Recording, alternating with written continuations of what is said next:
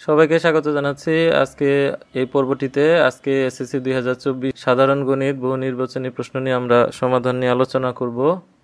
এই ভিডিওটিতে প্রত্যেকটি বহু নির্বাচনী প্রশ্নের ব্যাখ্যা সহ সমাধান করা হবে, তাই ভিডিওটি স্কিপ না করে সম্পূর্ণটি দেখার অনুরোধ রইল। 1 নং প্রশ্ন, 2.34 পৌনঃপুনিক এর সাধারণ ভগ্নাংশ কোনটি? তো পৌনঃপুনিক হচ্ছে একই সংখ্যা বারবার আসা। এখানে 4 এর উপর পৌনঃপুনিক আছে, এটির অর্থ হচ্ছে 2.34। এইভাবে 4 সংখ্যাটি বারবার আসতে থাকবে। এই ধরনের সংখ্যাকে পৌনঃপুনিকের সংখ্যা বলা হয়, অর্থাৎ যে ডিজিটগুলো বা অঙ্কগুলো বারবার আসবে সেটা হচ্ছে পৌনঃপুনিক।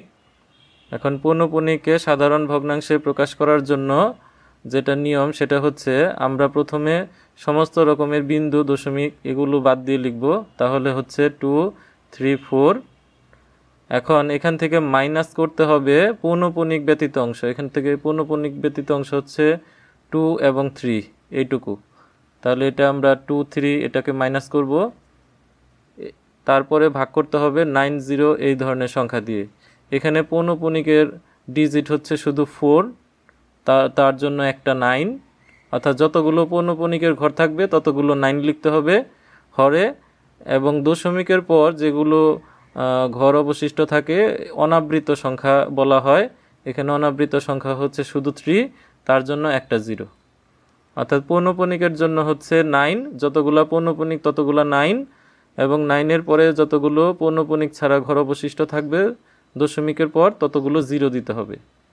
তারপরে আমরা এর সমাধানটি পেয়ে যাব। তো এটা মাইনাস করলে হচ্ছে 211 211, আর নিচে থাকবে 90। তাহলে উত্তরটি হচ্ছে খ, 1-এর খ। 2 নং প্রশ্ন, লগ 3 ভিত্তিক 3-এর ঘনমূল ইন্টু 3-এর বর্গমূলের মান কত? তো আমাদের এইটার জন্য যে সূত্রটা লাগবে সেটা হচ্ছে লগ a ভিত্তিক a ইকুয়াল টু 1। অর্থাৎ লগের যদি পা বরাবর সংখ্যা মানে নিচের সংখ্যাটি এবং পেট বরাবর সংখ্যাটি যদি সেম একই রকম হয় তাহলে লগের মান হচ্ছে 1, এটা ব্যবহার করব। এখন এই অংশটুকুর মান আমরা প্রথমে বের করে নিব। তাহলে হচ্ছে এখানে 3 এর ঘনমূল ইন্টু 3, তাহলে হচ্ছে লগ। এখন এইটার যে ঘনমূল এটা সাংখ্যিক মান হচ্ছে পাওয়ার 1/3, আর এটা হচ্ছে বর্গমূল, এটা সাংখ্যিক মান হচ্ছে 1/2। এখন এই যে গুণের সময় আমরা জানি যে ভিত্তি একই হলে গুণের সময় পাওয়ারগুলো যোগ করতে হয়। তাহলে পাওয়ার 1/3 প্লাস 1/2। এখন 3 এবং 2 এর লসাগু হচ্ছে 6, তো ভাগ করলে 3 দিয়ে ভাগ করলে 2, আর 6কে 2 দিয়ে ভাগ করলে 3।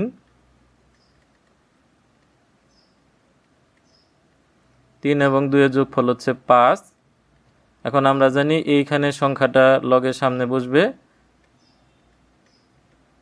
5/6 লগ 3 ভিত্তিক 3। যেহেতু এই সংখ্যা এবং এই সংখ্যাটি একই রকম সংখ্যা তাই লগের মান হচ্ছে 1। তাহলে 5/6 ইন্টু 1, এখন 1 দিয়ে গুণ করলে হচ্ছে 5/6। তাহলে এটার উত্তর হচ্ছে 5/6, 2-এর গ। 3 নং প্রশ্ন, 4x³ plus 3x² minus 2x plus 1 equal to 0 সমীকরণের ঘাত কত? এখন ঘাত বলতে বোঝায় হচ্ছে ইংরেজি, এখানে আমরা লিখব পাওয়ার বা ইন্ডেক্স সূচক। তো x এর সর্বোচ্চ যে পাওয়ারটি রয়েছে সেটাই হচ্ছে সমীকরণটির ঘাত। তো এখানে সর্বোচ্চ পাওয়ার হচ্ছে 3, তাই 3-এর উত্তর হচ্ছে খ। নিচের তথ্যের আলোকে 4 ও 5 নং প্রশ্নের উত্তর দাও। a plus 1/x equal to 4 হলে a minus 1/x whole square এর মান কত? তো এটার ফর্মুলা হচ্ছে a plus 1/a whole square minus 4ab। এখন এটার মান হচ্ছে 4 স্কোয়ার মাইনাস এটা কাটা যাবে, এটা হচ্ছে 4 স্কোয়ার হচ্ছে 16 মাইনাস 4 করলে হচ্ছে 12, 3-এর খ। তো এখানে যে সূত্রটি ব্যবহার করা হয়েছে সেটা হচ্ছে a minus b whole square, a plus b whole square, এখানে প্লাস হলে বাইরে মাইনাস, আর দুই পাশে হোল স্কোয়ার থাকলে আমরা এখানে লিখব 4ab। এখানে এর পরিবর্তে আমরা এই রাখবো আর বির পরিবর্তে আমরা দিব 1/a। 5 নং প্রশ্ন, a কিউব প্লাস 1/a কিউবের মান কত? তো এটা হচ্ছে formula a cube plus b cube equal to আলাদা কিউব থাকলে একসাথে হোল কিউব দিতে হবে, a plus b whole cube minus 3ab into a plus b. তো এখানে এর পরিবর্তে a এবং বির পরিবর্তে আমরা যদি 1/a দিই তাহলে এটার পরের লাইনটি হবে a plus 1/a whole cube minus 3a into 1/a a plus 1/a। তাহলে এই মানটি হচ্ছে 4 কিউব মাইনাস 3, এটা কাটা, আর a প্লাস 1/a এর মান হচ্ছে 4। তো 4 কিউব হচ্ছে 64 আর এটা হচ্ছে 12, বিয়োগ করলে হচ্ছে 52। তাহলে 5-এর গ। 6 নং প্রশ্ন, 125 এর সাধারণ লগের পূর্ণক হচ্ছে 2, সাধারণ লগের অংশক হচ্ছে এত এবং 5 ভিত্তিক লগ হচ্ছে 3। তো নিচের কোনটি সঠিক? তো এখানে আমাদের দেখতে হবে সাধারণ লগের পূর্ণক কত। তো আমরা যদি কোনো সংখ্যাকে বৈজ্ঞানিক আকারে প্রকাশ করি, অর্থাৎ a ইন্টু 10 পাওয়ার n এই আকারে প্রকাশ করি, তাহলে এটাকে বলা হবে বৈজ্ঞানিক আকার, যেখানে এর মানটি হচ্ছে 1 থেকে বড় বা সমান কিন্তু 10 থেকে ছোট, আর n হচ্ছে পূর্ণ সংখ্যা। তো এই 125কে যদি আমরা বৈজ্ঞানিক আকারে লিখি তাহলে 125 এটাকে আমরা 1 থেকে 10-এর মধ্যে আনার জন্য এটাকে 100 দিয়ে ভাগ করব, তাহলে 1-এর পরে দশমিক দিব ইন্টু 100 দিয়ে গুণ করব, তাহলে 1.25 ইন্টু 10 স্কোয়ার, অর্থাৎ এটা হচ্ছে a, এটা হচ্ছে এর মান, আর এখানে 2 হচ্ছে n। তো এইখানে 10-এর যে পাওয়ারটা থাকবে এটাকে বলা হবে পূর্ণক। তো যেহেতু 10-এর পাওয়ার হচ্ছে 2 তাই পূর্ণক হচ্ছে 2, এটা সত্য। সাধারণ লগের অংশক হচ্ছে লগ a, অর্থাৎ এখানে a যদি তুলনা করা হয় a হচ্ছে 1.25, তাহলে লগ 1.25 এর মানটি হচ্ছে 0.09691, অর্থাৎ এই মানের সাথে মিলে যায়, তাই সাধারণ লগের অংশক হচ্ছে এটা সত্য। আর 5 ভিত্তিক লগ হচ্ছে 3। এখন এটাকে যদি ভিত্তি 5 দেই, অর্থাৎ এইভাবে লিখি, তাহলে 125 এটাকে লেখা যায় হচ্ছে 5 কিউব। তো আমরা জানি এই সংখ্যাটি এই লগের সামনে বসে, তাহলে এখানে হচ্ছে 3 ইন্টু লগ 5 ভিত্তিক 5, তাহলে 3 ইন্টু আমরা একটু আগে বলেছিলাম যে লগের ভিত্তি এবং এই সংখ্যাটি যদি একই হয় তাহলে মান হবে 1, তো 3 ইন্টু 1 হচ্ছে 3, তাহলে 5 ভিত্তিক লগ হচ্ছে 3, তাহলে উত্তর হচ্ছে 6-এর ঘ। 7 নং প্রশ্ন, x² = 2x সমীকরণের সমাধান সেট কোনটি? তো এইটাকে আমাদের সমাধান সেট করতে গেলে আমাদের বুঝতে হবে যে এখানে x এর পাওয়ার কত। x এর সর্বোচ্চ পাওয়ার হচ্ছে 2, অর্থাৎ x এর দুইটি মান থাকবে। তো আমরা উভয় পক্ষকে x দিয়ে ভাগ করলে দুইটি মান কিন্তু পাবো না, সেজন্য এটাকে আমাদের এক সাইডে নিয়ে এসে এভাবে 0 লিখতে হবে। তো এখান থেকে x কমন নিলে x - 2 = 0, তাহলে হয় এখান থেকে আমরা পাবো x = 0, অর্থাৎ এই মানটি 0, অথবা x - 2 = 0, তো এখান থেকে x এর মান পাওয়া যাবে হচ্ছে 2, তাহলে 0 এবং 2, তাহলে সমাধান সেট হচ্ছে 0 আর 2। 8 নং প্রশ্ন, x এর মান হচ্ছে abc, y এর মান হচ্ছে শুধু b, z = x - y। তাহলে আমাদের প্রথমে z এর মান বের করতে হবে, তাহলে x এর মান abc এটা ব্যবহার করব, মাইনাস b, এখানে মাইনাস না বলে আমরা বাদ বলতে পারি, তাহলে এই সেট থেকে b এর উপাদানটি বাদ যাবে, তাহলে থাকবে a এবং c। তো p অফ z এর উপাদান কয়টি? তো আমরা জানি উপাদান সংখ্যা হচ্ছে 2n, যেহেতু z এর উপাদান সংখ্যা হচ্ছে n এর মান 2, অর্থাৎ দুইটি উপাদান রয়েছে, সেজন্য n এর মান যদি আমরা 2 বসাই, 2 এর স্কয়ার হচ্ছে 4, তাহলে উপাদান সংখ্যা হচ্ছে 4টি, 8-এর ঘ। 9, দুইটি সংখ্যার অনুপাত 4:5 এবং এদের লসাগু 120 হলে বৃহত্তম সংখ্যাটি কত? তো এটার জন্য শর্টকাট যে পদ্ধতি সেটা হচ্ছে আমরা যদি এই সংখ্যাটা বের করি তাহলে প্রথমে আমাদের বুঝতে হবে যে দুইটি সংখ্যাকে কি দিয়ে ভাগ করে 4:5 তৈরি করা হয়েছে, এবং সেই সংখ্যাটা যদি আমরা বের করতে চাই তাহলে আমাদের লসাগু এটাকে ভাগ করতে হবে অনুপাতের গুণফল দ্বারা। অর্থাৎ আমরা লসাগুকে অনুপাতের গুণফল দিয়ে ভাগ করলে এই সংখ্যাকে কি দিয়ে ভাগ করে 4:5 বানানো হয়েছে সেটা পাওয়া যাবে। তাহলে লসাগু হচ্ছে 120 আর অনুপাতের গুণফল হচ্ছে 4:5।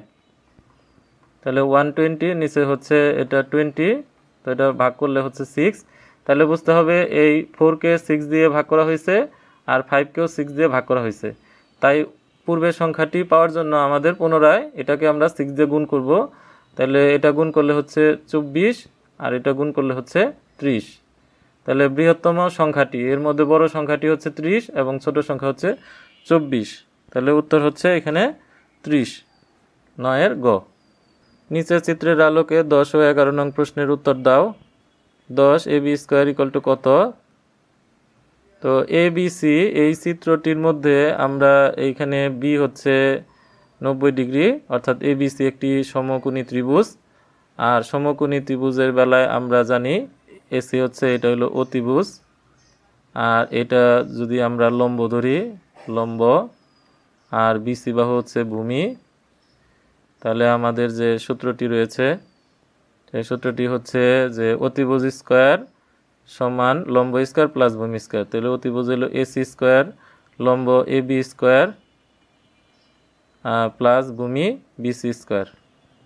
এখন আমাদের জানতে চাওয়া হয়েছে এবি স্কয়ার কত। তাহলে বিসি বাহুকে যদি আমরা এই পাশে নিয়ে আসি তাহলে AC square minus BC square সমান হচ্ছে এবি স্কয়ার। তাহলে এবি স্কয়ারের পরিবর্তে আমরা লিখতে পারি AC square minus BC square.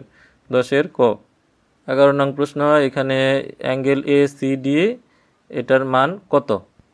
তাহলে এসিডি এই কোণটি এবিসি এর বর্ধিত কোণ, অর্থাৎ বিসি বাহুকে বর্ধিত করলে যে বহিস্থ কোণ উৎপন্ন হয় সে বহিস্থ কোণটা অন্তস্থ বিপরীত কোণ দ্বয়ের সমষ্টির সমান। অর্থাৎ সেই এসিডি কোণটি এ কোণ এবং বি কোণ এই দুইটা কোণের সমষ্টির সমান হবে। তাহলে এ কোণটাকে মাঝখানে রেখে আমরা বলতে পারি যে সি এ বি অথবা বিএসি, আমরা বলতে পারি বিএসি প্লাস, আবার বিটাকে মাঝখানে রেখে আমরা বলতে পারি এ বিসি। অর্থাৎ এসিডি এই কোণটা বিএসি প্লাস এবিসি এর সমান হবে। তাহলে 11 হচ্ছে 11 গ। 12 নং প্রশ্ন, এবিডি একটা বৃত্ত যার কেন্দ্র হচ্ছে ও। তাহলে সিএবি এর মধ্যবিন্দু, সিএবি এর মধ্যবিন্দু, হ্যাঁ অবশ্যই, কারণ হচ্ছে ওসি লম্ব এবি। আমরা জানি কেন্দ্র হতে কোনো জ্যার উপর অঙ্কিত লম্ব জ্যাকে সমদ্বিখণ্ডিত করে, যেহেতু ওসি লম্ব এবি, যেটা আমরা চিত্র থেকে দেখতে পাই ওসি লম্ব এবি। তাহলে লম্ব জ্যাকে সমদ্বিখণ্ডিত করে, অর্থাৎ সি মধ্যবিন্দু, এটা সত্য। ও এসি আর হচ্ছে ও বিসি এই দুইটা কোণ সমান কিনা? হ্যাঁ, এই দুইটা কোণ সমান, কারণ হচ্ছে এখানে ও এ এবং ও বি এই দুইটা সমান। এসি বাহু সমান হচ্ছে বিসি বাহু আর ওসি বাহু সমান ওসি বাহু, তাহলে এই দুইটা ত্রিভুজ সর্বসম, তাই এই কোণ আর এই কোণ সমান হবে। আর ও এসি এবং ও বিসি এই দুইটা কোণ এক সমকোণ কিনা? এই দুইটা কোণ এক সমকোণ এরকম কোনো প্রমাণ পাওয়া যায় না। উত্তর হচ্ছে 1 এবং 2। 12 ক। 13 নং প্রশ্ন, নিচের কোনটি এক্স বিলংস টু এন, অর্থাৎ এক্স হচ্ছে স্বাভাবিক সংখ্যার সদস্য এবং এক্স হচ্ছে মৌলিক সংখ্যা যা 2 থেকে 7-এর মধ্যে থাকবে। তো আমরা জানি 2 থেকে 7-এর মধ্যে মৌলিক সংখ্যা হচ্ছে 2, 3, 5 এবং 7। অর্থাৎ মৌলিক সংখ্যা হচ্ছে সেই সকল সংখ্যা যাদেরকে ওই সংখ্যা এবং 1 ছাড়া অন্য কোনো সংখ্যা দিয়ে ভাগ করা যায় না। এই সকল সংখ্যাগুলো হচ্ছে 2, 3, 5, 7। এছাড়া আরও অনেক সংখ্যা রয়েছে। তো আমাদের 13 ঘ হচ্ছে উত্তর।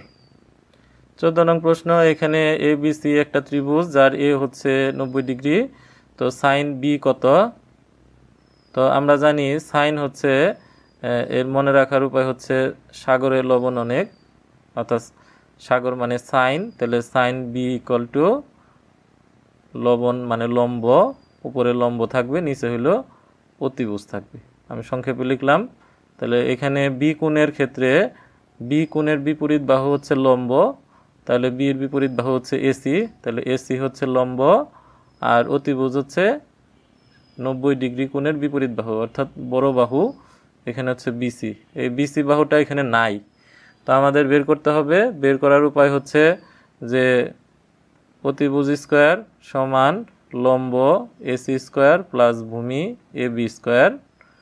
তো এসি বাহুর মান হচ্ছে 2, 2 স্কোয়ার, আর এ বি বাহুর মান হচ্ছে 3, 3 স্কোয়ার। তাহলে 2 এর বর্গ হচ্ছে 4, 3 এর বর্গ হচ্ছে 9, টোটাল হচ্ছে 13। তাহলে আমরা বলতে পারি বিসি বাহু হচ্ছে √13। তাহলে এখানে হচ্ছে √13। তাহলে আমরা এসি বাহুর পরিবর্তে লিখব 2 আর বিসি বাহুর পরিবর্তে লিখব √13। তাহলে 2/√13। 14 ক। সমকোণী ত্রিভুজের ক্ষেত্রে পরিকেন্দ্র ত্রিভুজের হবে। ত্রিভুজের কোথায় অবস্থিত? তো সমকোণী ত্রিভুজের পরিকেন্দ্র ত্রিভুজের বৃহত্তম বাহু অর্থাৎ অতিভুজের উপর অবস্থিত। এটি সম্পাদ্য নয়, যে পরিবৃত্ত আছে তার নিচে বিশেষ দ্রষ্টব্য এই অংশটুকুতে উল্লেখ করা আছে। অর্থাৎ সমকোণী ত্রিভুজের পরিকেন্দ্র অতিভুজের উপর যদি সূক্ষ্মকোণী হয়, সূক্ষ্মকোণী ত্রিভুজের ক্ষেত্রে পরিকেন্দ্র হবে ত্রিভুজের অভ্যন্তরে। তাহলে অভ্যন্তরে। আর স্থূলকোণীর ক্ষেত্রে এর পরিকেন্দ্র হবে বহির্ভাগে, অর্থাৎ ত্রিভুজের বাহিরে। অর্থাৎ আমরা এখান থেকে 3টি নৈর্ব্যক্তিক শিখে গেলাম যে সমকোণী ত্রিভুজের পরিকেন্দ্র হচ্ছে অতিভুজের উপর, সূক্ষ্মকোণীর ক্ষেত্রে থাকবে অভ্যন্তরে এবং স্থূলকোণীর ক্ষেত্রে থাকবে বহির্ভাগে। 16 নম্বর, tan θ - 45 ডিগ্রি = √3 হলে থিটা কোণের মান কত?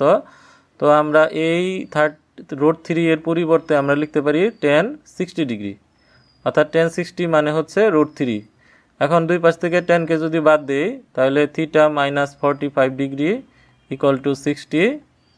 তাহলে θ = 60 ডিগ্রি প্লাস 45 ডিগ্রি। তো 60 45 যোগ করলে 105 ডিগ্রি। তাহলে 16 এর ঘ। একটি রম্বস আঁকতে কয়টি উপাত্ত লাগে? রম্বস আঁকতে 2টি উপাত্ত লাগে। তাহলে 17 ক, সেই 2টি উপাত্তগুলো হচ্ছে কোণ লাগবে আর বাহু লাগবে, কারণ রম্বসের সবগুলো বাহু সমান। বাহু হইলেও হবে অথবা পরিসীমা লাগবে। তাহলে কোণ একটা উপাত্ত, বাহু অথবা পরিসীমা এটা হচ্ছে দ্বিতীয় উপাত্ত। 18 নং প্রশ্ন, একটি ত্রিভুজের 3টি কোণের অনুপাত 2:3:5 হলে বৃহত্তম কোণটি ক্ষুদ্রতম কোণের কত গুণ?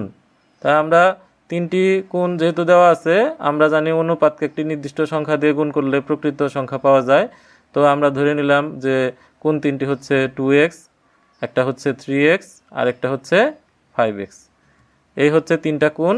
তাহলে ক্ষুদ্রতম কোণ হচ্ছে 2x আর বৃহত্তম কোণ হচ্ছে 5x।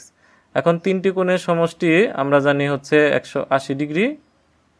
তাহলে এই 3টি কোণের যোগফল হচ্ছে 10x = 180 ডিগ্রি। তাহলে x এর মান হচ্ছে 180 ডিগ্রি ভাগ হচ্ছে 10, তাহলে ভাগ করলে 18 ডিগ্রি। তাহলে ক্ষুদ্রতম কোণের মান হচ্ছে 2x = 2 × 18 মানে হচ্ছে 36 ডিগ্রি, আর বৃহত্তম কোণ হচ্ছে 5x, 5 × 18 ডিগ্রি অর্থাৎ 90 ডিগ্রি। এখন এখানে বলছে বৃহত্তম কোণ অর্থাৎ 90 ডিগ্রি কোণটি ক্ষুদ্রতম কোণের কত গুণ হবে? তাহলে বৃহত্তম কোণটি আমরা আগে দিব, বৃহত্তম কোণ 90 ডিগ্রি আর ক্ষুদ্রতম কোণ 36 ডিগ্রি। এখন এই দুইটা যদি আমরা ভাগ করি তাহলে এইখানে ভাগ করলে ভাগফল হচ্ছে 18 দিয়ে যেহেতু গুণ করা হয়েছে এটা 5, এটা হচ্ছে 2, অর্থাৎ বৃহত্তম কোণটি ক্ষুদ্রতম কোণের 5/2 গুণ। আমাদের এত ঘুরিয়ে পেঁচিয়ে না করলেও হইতো, আমরা এটা বৃহত্তম কোণ ধরতাম আর এটা ক্ষুদ্রতম কোণ ধরতাম, তাহলে উত্তরটি হইতো শর্টকাটভাবে 5/2 গুণ। 19 a/2 = b/3 = c/4 হলে নিচের কোণটি সত্য। তাহলে আমরা এই তিনটাকে কে এর সমান ধরে নিলাম। তাহলে a/2 এটা হচ্ছে কে এর সমান, তাহলে a হচ্ছে কত 2k, b/3 এটাকে আমরা কে ধরে নিলাম, তাহলে b হচ্ছে 3k, আর c/4 = k, তাহলে c = কত 4k। এখন বলছে যে A:B:C এর মান কত, তাহলে A অনুপাত B অনুপাত C, তাহলে 2K অনুপাত 3K অনুপাত 4K। এখন এখানে কে দিয়ে যদি ভাগ করি তাহলে 2:3:4, তাহলে 2:3:4 19-এর ক। 3 সেন্টিমিটার ধার বিশিষ্ট ঘনকের আয়তন এত। আমরা জানি যে ধার যদি এ দিয়ে প্রকাশ করা হয় তাহলে ঘনকের আয়তন হচ্ছে A কিউব, তাহলে 3-এর কিউব হচ্ছে 27, তার মানে আয়তন সঠিক।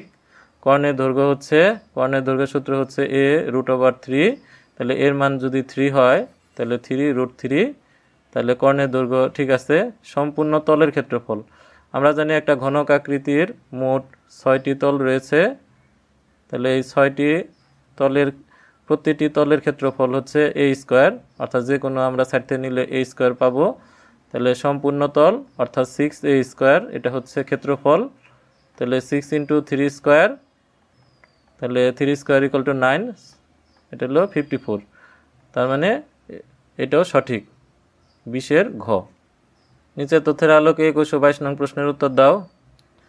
তো আমাদের এখানে x/y বলছে, তা আমরা যদি এই এক্সটাকে এই দিকে নিয়ে যাই এবং এই কসটাকে যদি এই দিকে নিয়ে আসি, একান্তকরণ করি, তাহলে বিষয়টা দাঁড়ায় হচ্ছে sin θ / cos θ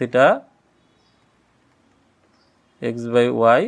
এখন x/y এটার মান দেওয়া আছে এখানে 1, তাহলে আমরা এটার পরিবর্তে লিখতে পারি 1, আর আমরা জানি যে sin θ / cos θ = tan θ, তাহলে 1 এর পরিবর্তে আমরা লিখতে পারি tan 45 ডিগ্রি। এখন ট্যানকে যদি আমরা বাদ দিয়ে লিখি θ = 45, যদিও পরীক্ষা হলে এখানে কাটা এইভাবে দেওয়া যায় না, তো θ = 45। 21-এর খ। 22 নং প্রশ্ন, sin θ এর মান কত? তো আমরা এখান থেকে sin θ এর মানটা বের করব। তাহলে পূর্বের মতো দেওয়া যায় যে sin θ / cos θ, এটার মান বের হয়েছে, এক্সট্রা যদি এই পাশে দেওয়া হয় তাহলে x/y। যদি অনেকে এটা বুঝে না থাকে তাদের জন্য আমরা এই লাইনটা করতে পারি।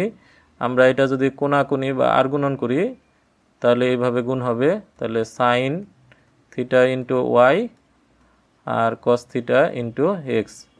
তাহলে এই cos θ যদি এই পাশে নিয়ে আসি তাহলে cos, আর এখান থেকে cos কাটা যাবে, আর ওয়াইটাকে এই পাশে নিয়ে গেলে x/y। তাহলে sin θ / cos θ = tan θ x/y। তো আমরা জানি tan এর ক্ষেত্রে এটা হচ্ছে লম্ব আর এটা হচ্ছে ভূমি। তো এখন আমরা একটি সমকোণী ত্রিভুজ আঁকি, এটা হচ্ছে থিটা, তাহলে এটা হচ্ছে লম্ব, আর তার মানে লম্ব হচ্ছে x, আর এটা হচ্ছে ভূমি, তার মানে এটা হচ্ছে y। তাহলে অতিভুজ স্কয়ার = লম্ব স্কয়ার মানে x², তাহলে অতিভুজ স্কয়ার = লম্ব স্কয়ার প্লাস ভূমি স্কয়ার। তাহলে লম্ব হচ্ছে x তার স্কয়ার, ভূমি হলো y তার স্কয়ার, তাহলে অতিভুজ হইল √x² প্লাস y²। তাহলে এই ক্ষেত্রে আমাদের কি করতে হবে যে x² প্লাস y² তার রুট। এখন সাইন বের করতে বলছে, তো সাইন মানে কি? উপরে লম্ব নিচে হইল অতিভুজ, তাহলে আমরা এখানে লম্ব হচ্ছে x আর অতিভুজ হচ্ছে √x² plus y², that's mean 22-এর ক। 23 2x + 3y = -4, x = 1 হলে y এর মানটা কত? তো এখানে আমরা মান বসিয়ে দিব 2 × 1 + 3y - 4, তো এটা গুণ করলে হচ্ছে 2, তাহলে 3y = হচ্ছে -4, আর এই 2 ওই পাশে গেলে মাইনাস হয়ে যাবে, তাহলে হচ্ছে -6, তাহলে y = কত? -6/3 সমান হচ্ছে -2, তাহলে y এর মান হচ্ছে -2। 23-এর গ। 24 এখানে ABCD একটি আয়তক্ষেত্র, এখানে AB বাহু CD বাহু সমান, AD বাহু BC বাহুর সমান। আরেকটি কোশ্চেন দেওয়া আছে যে ADE এর ক্ষেত্রফল কোনটি? তাহলে এখানে AB বাহু এবং BE এই বাহুটা সমান, তো এটা হচ্ছে E, তো এটা 24-এর ক হচ্ছে উত্তর। এখানে যে F বিন্দুটা আছে সেই F বিন্দু হচ্ছে BC এর মধ্যবিন্দু হবে, কারণ AB বাহু আর BE বাহু এটা সমান। তাহলে এইখানে যে ত্রিভুজটি রয়েছে এই ত্রিভুজটি DCF এই ত্রিভুজের সমান হবে। তাহলে এই অংশটি যদি এইখানে দেওয়া হয় তাহলে ADE এই ত্রিভুজটির ক্ষেত্রফল ABCD চতুর্ভুজের বা আয়ত এর সমান হবে। এবং এটা দিয়ে একটা সম্পাদ্য আছে, শেষের দিকে সম্পাদ্য 25 একটি দ্রব্যের ক্রয় মূল্য অনুপাত বিক্রয় মূল্য 5:6 শতকরা লাভ কত। তো যেহেতু ক্রয় মূল্য হচ্ছে 5, আমরা এটা ধরে নিলাম ক্রয় মূল্য 5 টাকা, তাহলে বিক্রয় মূল্য হচ্ছে 6 টাকা। তাহলে এখানে যেহেতু ক্রয় মূল্য 5 টাকা বিক্রয় মূল্য 6 টাকা ধরলে বিক্রয় মূল্য বেশি, এজন্য এখানে লাভ হচ্ছে। তাহলে লাভ হচ্ছে বিক্রয় মূল্য বিয়োগ ক্রয় মূল্য, তাহলে বিক্রয় মূল্য হলো 6, ক্রয় মূল্য হলো 5, তাহলে 1 টাকা করে লাভ হচ্ছে। তো আমরা জানি লাভ ক্ষতি ক্রয় মূল্যের উপর নির্ভর করে, তাহলে 5 টাকায় লাভ 1 টাকা, তাহলে 1 টাকায় লাভ হচ্ছে 1/5 টাকা, তাহলে 100 টাকায় লাভ হচ্ছে 1 × 100 / 5, তাহলে এটা হচ্ছে 20 টাকা, তাহলে শতকরা 20 টাকা লাভ, তাহলে 25-এর 20%। 26 এখানে 6 + 12 + 24 ধারাটির অষ্টম পদ কত। তো এটা ম্যানুয়ালি করা যায়, আবার চাইলে কেউ যদি সূত্র দিয়েও করতে চায় তাও করতে পারবে, তবে এই ধরনের অঙ্ক ম্যানুয়ালি করাই ভালো, ক্যালকুলেটর দিয়ে খুব সহজে করা যায়। তো আমাদের দেখতে হবে যে এটা থেকে এটা কত গুণ বড় হচ্ছে। 6 থেকে 12 এটা হচ্ছে দ্বিগুণ, 12 থেকে 24 এটা হচ্ছে দ্বিগুণ। তো আমরা এই চতুর্থ পদ 24-এর দ্বিগুণ হচ্ছে 48, পঞ্চম পদ 96, 96-এর দ্বিগুণ হচ্ছে 192, এর দ্বিগুণ হচ্ছে 384, এটার দ্বিগুণ হচ্ছে 768, তাহলে 1 2 3 4 5 6 7 8, তাহলে অষ্টম পদ হচ্ছে 768, 26-এর ক। আর যদি সূত্র দিয়ে করা হয় তাহলে এটা হচ্ছে এর মান 6, সাধারণ যে অনুপাত আর যে কোনো সংখ্যা ভাগ আগের সংখ্যা মান হবে 2, তাহলে অষ্টম পদ AR⁻n-1, এটা হচ্ছে n-তম পদের সূত্র। এখানে আমরা n এর পরিবর্তে 8 ব্যবহার করব, তাহলে AR⁻7 এর মান হচ্ছে 6, আর এর মান 2, 2⁻7, তাহলে 6 × এখানে 128, তাহলে 48-এর 8 হাতে 4, 6 × 12 4 16 6 হাতে হলো 1 7, 768। তো চাইলে সূত্র ব্যবহার করে অথবা নর্মালভাবেও যে কোনোভাবে বের করা যায়, তবে নর্মালভাবে তাড়াতাড়ি হবে এই ক্ষেত্রে। 27 নাম্বার, U2 এর মান -2, X2 এর মান হচ্ছে 12, H এর মান হচ্ছে 4, অনুমিত গড় কত। তাহলে আমরা যে বিচ্যুতি যে বের করি, বিচ্যুতি বের করা হয় সংক্ষিপ্ত পদ্ধতি। গড় যখন নির্ণয় করতে বলবে সেক্ষেত্রে ওইখানে UI = XI - A / H, এই সূত্র অনুযায়ী বের করা হয়। এখানে যেহেতু ইউ এর পরে 2 লেখা আছে, আমরা আই এর পরে 2 দিব, অর্থাৎ এটা দ্বিতীয় ঘরের বা দ্বিতীয় সারির বিচ্যুতি বোঝানো হয়েছে।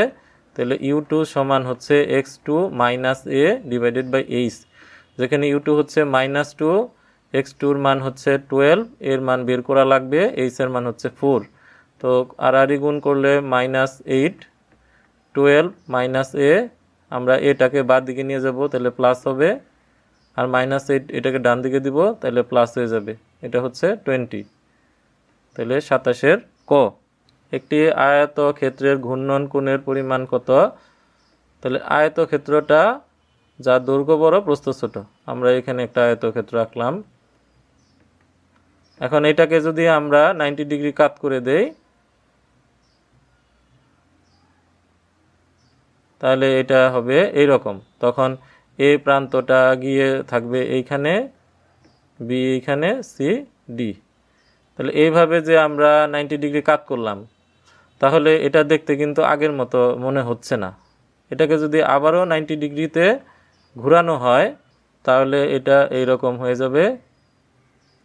তখন এ বি সি ডি, এবং এটি দেখতে ঠিক আগের মতো একই রকম পজিশনে চলে আসে। সেজন্য এটার ঘূর্ণন কোণ হচ্ছে 90 + 90 180 ডিগ্রি।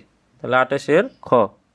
29 ABCD বৃত্তের অন্তর্লিখিত চতুর্ভুজের অ্যাঙ্গেল এ বি সি 110 হলে এডিসি কত, তাহলে আমাদের একটি বৃত্ত আঁকতে হবে এবং বৃত্তের ভিতরে এইখানে একটা এ বি সি ডি চতুর্ভুজ আঁকলাম। তাহলে এ বি সি এই কোণের মান হচ্ছে 110 ডিগ্রি। আমাদের বের করতে বলছে এডিসি কোণের মান কত।